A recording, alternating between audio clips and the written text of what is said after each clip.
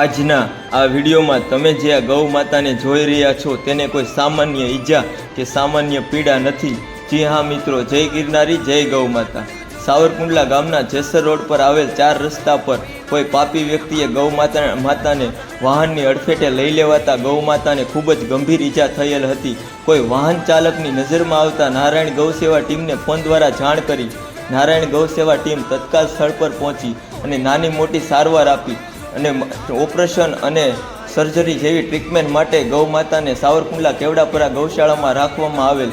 Doctor Shubham Joshi દ્વારા તત્કાલ surgery અને fracture જેવી સારવાર આપી હાલ ગૌ માતાને રાહત છે। જય ગિરનારી, જય ગૌ માતા। પ્રાણતી હતી તુજને પ્યારી જાગને જાદવ રાયજી, હે જાગને જાદવ રાયજી।